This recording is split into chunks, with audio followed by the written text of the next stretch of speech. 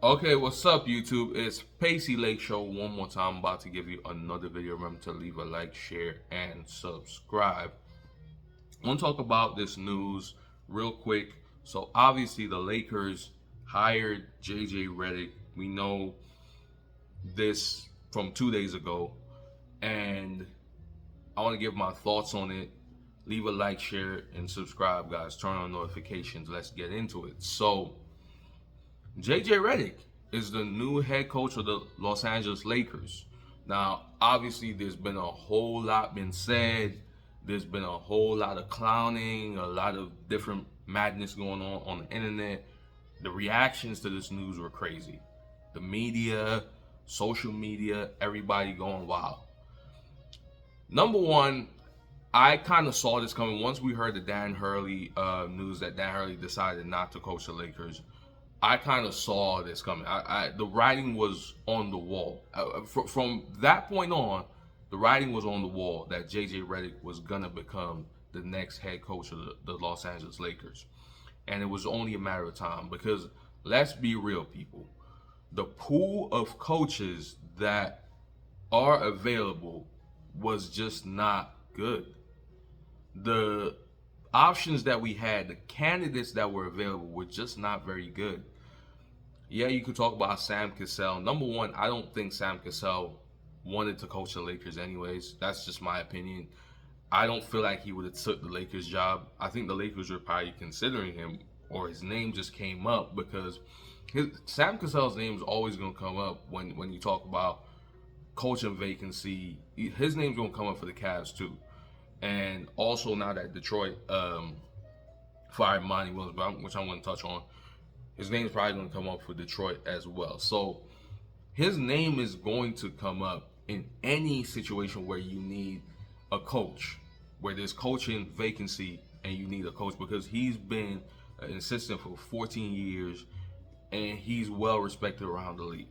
So Sam Cassell is always going to be mentioned, right? And everybody always been saying somebody need to give Sam Cassell an opportunity. I mean, he's done his time, blah blah blah. So, but the JJ Reddick thing, I think, was already a done deal. We actually had a report that said that it was a done deal, and this was before the Monty Williams announcement, because a lot of people were bringing up Monty Williams, said the Lakers should go after Monty Williams.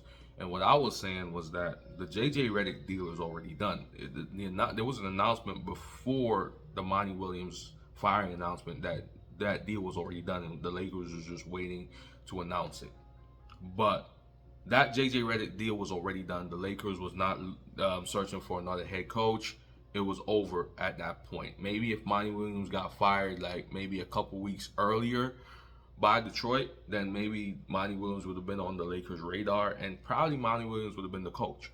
But JJ Reddick was, once Dan Hurley decided not to sign with the Lakers, he was automatically the front runner.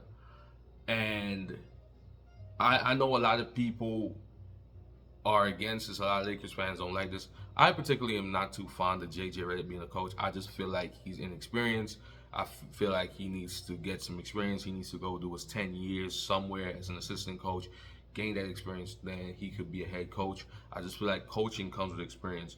But I think the ultimate thing that a Lakers coach would need is leadership qualities. That's the ultimate attribute of a Lakers coach, in my opinion. Does JJ Reddick have those leadership qualities? I don't know. We'll find out. He does seem like a guy that understands the game. We see his podcast, Mind the Game, and him breaking down plays and showing us the game, breaking down the game in layman's terms so that it's easy for the average viewer to understand. So we do understand that he has basketball knowledge. He was coached by Mike Krzyzewski, which is a great college coach. We can't deny that, right? And he's played in the league for a long time. He's been tenured in the league for long. He was always respected as a great shooter in the league, and he seemingly knows the game. When he talks to LeBron, LeBron's a high IQ guy. LeBron respects him. You can see that there's a mutual respect there between him and LeBron. And I think if anything, that could lend itself to more positivity than negativity. Because the one thing you don't want is for LeBron to not respect the coach. We saw what happened to Darvin Ham. LeBron didn't respect him. AD didn't respect him. The team ultimately didn't respect. Because a lot of times the team just goes along with what the leader does, right? And if LeBron's the leader of the team and he doesn't respect you as a coach, it's just a bad look all the way around. That's why, even though I was more fond of hiring a guy like, say, James Borrego, I did see the writing on the wall that most likely was going to be it was going to be JJ Reddick, because I just don't feel like the team was going to have the same respect for James Borrego as opposed to JJ Reddick. I feel like because LeBron respects JJ Reddick and that's his guy, and that's the coach that he wanted, I think then the team will actually have a greater respect for JJ Reddick, because they will go along with what LeBron says. Because let's be real, LeBron's the leader of the team, and in some respects, he is a coach of the team, at least a coach on the floor. So we have to keep that in mind as well when we're talking about the situation, that we need somebody that the team can respect. LeBron, Dan Hurley was part of the reason why the Lakers went after Dan Hurley was because they knew that LeBron respected him too. And he was an established college coach, won back-to-back championships. So we did hear the interview Dan Hurley said he got a text from LeBron, or I think LeBron called him or texted him or something like that, giving him his support. So that, I mean, that just shows you that, and that's kind of a giveaway that LeBron is gonna stay with the Lakers. That's a whole nother. I'm gonna make another video about that, but you know, a lot of people are getting up in arms about LeBron opting out to be a free agent. LeBron's gonna stay with the Lakers. He's not going anywhere. But anyways, I'll talk about that in a different video. So pretty much, I mean, JJ Reddick, the head coach, LeBron respects him, and you know the team is gonna go with what LeBron and AD does. Those are the two leaders of the team.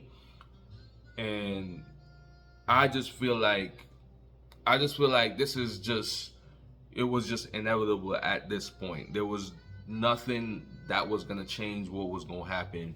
The Monty Williams situation, it happened after JJ Reddick got the job, in my opinion, because as I said, there was an announcement before that. So people was bringing up Monty Williams, saying the Lakers should go after Monty Williams. The Lakers was never going to go after Monty Williams because they already gave JJ Reddick the job. Right? So they was never going to go after Monty Williams. So it's just what it is, man. This is our coach. And if you really think about it, even though as I said, I'm not fond of JJ Reddick being the coach because I think he doesn't have the experience to be the coach. I just feel like I just naturally believe that the Lakers needed an experienced coach. We had Darvin Ham. What was the main knock on Darvin Ham? Inexperience. But granted, Darvin Ham was an assistant coach for a long time. So you could talk about inexperience as a head coach, but you can't talk about inexperience as a coach overall. Plus, he played in the league. So he has a lot of credentials and had a lot of experience. JJ Reddick, on the other hand, has no coaching experience. No assistant coaching experience, nothing. Like zero. I guess maybe he coached little leaguers, I guess. I don't know. But in terms of on a professional level, he has no coaching experience whatsoever. And I was just not a fan of that. I'm still not a fan of it. I actually thought that James Borrego would be a better hire based on the pool. But the pool was not strong, right? So it's not like I was getting really up in arms about the Lakers hiring James Borrego. I wasn't like killing myself for the Lakers to hire James Borrego because I don't think he is a strong candidate either. I just thought he was better than JJ Reddick, and it's the best that we could have went after. But when you really think about it, the best person that the Lakers really could have hired from a logical perspective was a JJ Reddick because of the respect factor. And ultimately, what the Lakers need from a coach is a coach that is respected by the players.